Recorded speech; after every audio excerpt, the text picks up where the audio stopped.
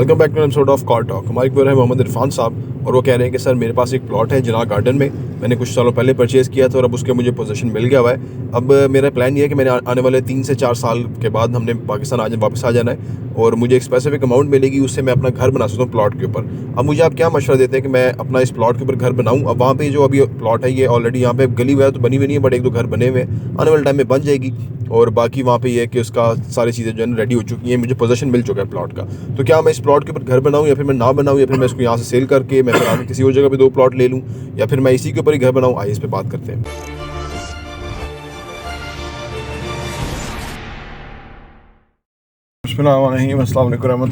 तो देखिए जी, आपने ये नहीं बताया कि आप काम क्या करते हैं या आपकी आमदनी क्या है रेगुलर, और आपने ये बताया कि मेरे पास 1 करोड़ रुपया होगा और उस पर इसके ऊपर घर ही बन सकेगा और कुछ हो नहीं सकेगा।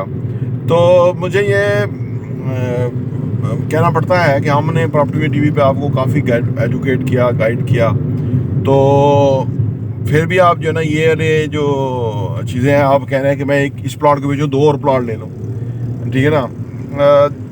देखिए, प्लॉटों का मुस्तकबिल कोई इतना अच्छा नहीं है, ठीक है ना, और वो आप कर सकते हैं, आपका पैसा है, आप 2 प्लॉट ले लें, लेकिन ये क्या गारंटी है कब प्लॉट जो है वो पिकअप करेंगे और आपका पैसा बढ़ेगा?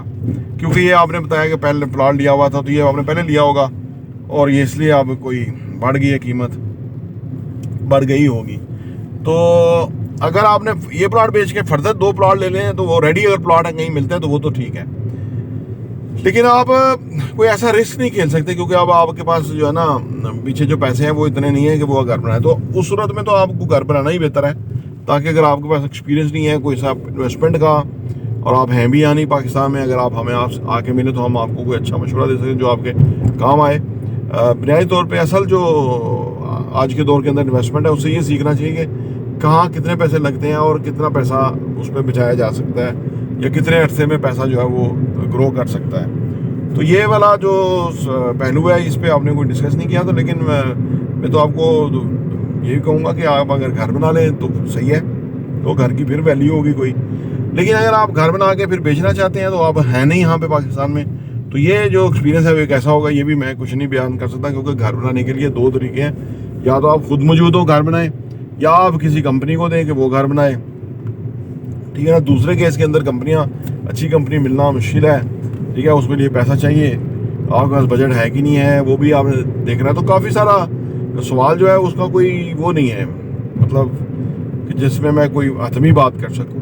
तो लेकिन बहरहाल ये दोनों चीज़ें हैं, वो आपकी जो एक्सपीरियंस है उसको देखना होगा कि आप कहाँ क्या सिलेक्ट करते हैं। एक जो प्लॉट है उसको बेच के जगह, सोसाइटी, लीगैलिटी, ठीक है ना, उसमें स्कोप फॉर द फ्यूचर वगैरह। अगर आप लिक्विडेट करके पैसा मार्केट में लेके जाएंगे ना तो हर बंदा जो है वो सोना करके आपको चीज़ें बेचेगा। तो आपकी इतनी एक्सपर्टीज होनी चाहिए कि आप उसमें से खुद मुशाहिदा करके निकाल सकें कि ये बेहतर है और ये बेहतर है, कि या वो बेहतर है। या जैसे हमारे साथ लोग इन्वेस्ट करते हैं, हमारे पर ट्रस्ट करते हैं और हम उनके ट्रस्ट पे इंशाल्लाह पूरा उतनी कोशिश करते हैं। तो ये तरीका है कि आप ट्रस्ट करते हुए इन्वेस्ट करें किसी के साथ, तो वो गारंटेड उसमें फ़ायदा हो किसी बिल्डिंग वगैरह में। तो वो तो काफ़ी सारी चीज़ें हैं जो कि आपके सामने हैं। अब आपकी अपनी जो एक्सपर्टीज़ है उसकी बेसिस के ऊपर ही आपको फैसला करना होगा। प्रॉपर्टी टीवी देखने का बहुत बहुत शुक्रिया।